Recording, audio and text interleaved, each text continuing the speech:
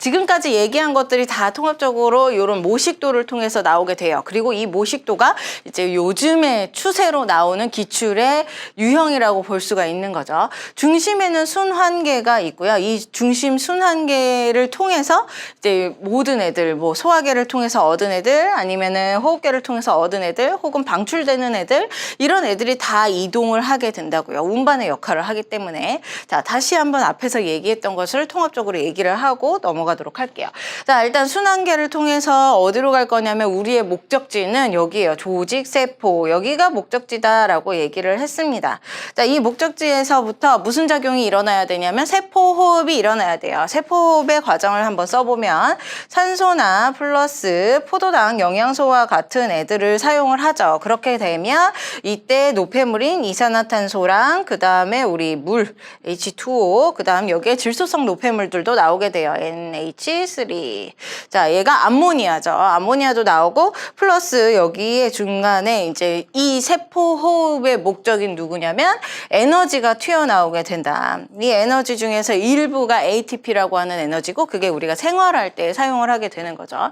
자, 일단은 여기에 있는 이 재료들을 일단은 받아들여야 돼요. 누구로부터? 순환계로부터 운반되어서 재료들을 받아들여요. 조직세포가. 그런데 얘네들이 각각 어디에서 오느냐?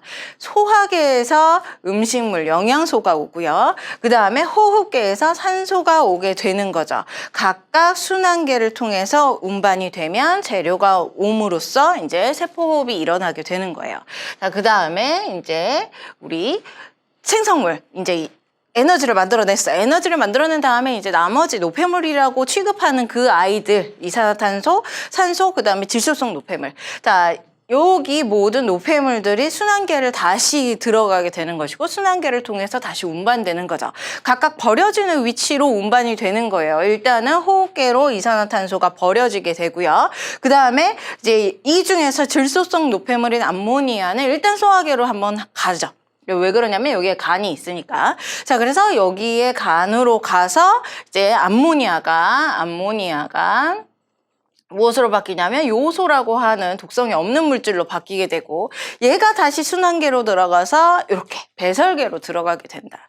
그래서 요소는 이 순환계에서 배설계 쪽으로 이동을 해서 버려지게 되는 오줌의 작용이 바로 이 배설계다. 자, 그러면 우리는 오줌만 공부를 했는데 오줌 말고 이제 소화가 되지 않고 이제 나오는 대장에서부터 직접 직장으로 해서 이제 나오게 되는 항문을 통해서 나오게 되는 큰 덩어리. 자, 그 큰 덩어리는 요 순환계를 통해서 조직세포로 갔다가 뭐 이런 작용이 일어나느냐? 그렇지 않죠. 개 같은 경우는 소화계에서 입으로 들어갔다가 소화가 되지 않고 그대로 남아있는, 장에 남아있는 애가 그대로 밖으로 빠져나오는 거예요. 그래서 소화되지 않은 찌꺼기 같은 경우는 소화계로 들어왔다가 그냥 그대로 나가게 되는 것이고 나머지 이제 우리가 지금까지 공부했던 세포 호흡 과정을 거치는 이 아이들만 이제 순환계, 배설계, 소화계, 호흡계 이 네 개의 기관계를 통합적으로 작용을 하면서 이제 서로 운반되고 하면서 이제 버려지게 된다. 이렇게 정리를 해볼 수가 있습니다. 자, 기출에서는 어떤 식으로 문제가 나오느냐? 일단 이런 네모칸들을 일부를 뚫어 놓게 되죠. 그러면서 누가 여기에 속하겠느냐 알아맞혀봐 이런 것들이 선지 하나로 나오게 되고요. 그 다음에 두 번째로는 이제 여기에 움직이는 애들, 운반되는 애들이 각각 누구냐 이런 것들을 물어보게 됩니다. 특히나 뭐 기체 같은 경우 산소라던가 이산화탄소를 서로 뚫어놓고 기억니은으로 뚫어놓고 누가 여기에 산소가 들어갈 것이냐 이산화탄소가 들어갈 것이냐 이런 것들을 물어보게 돼요.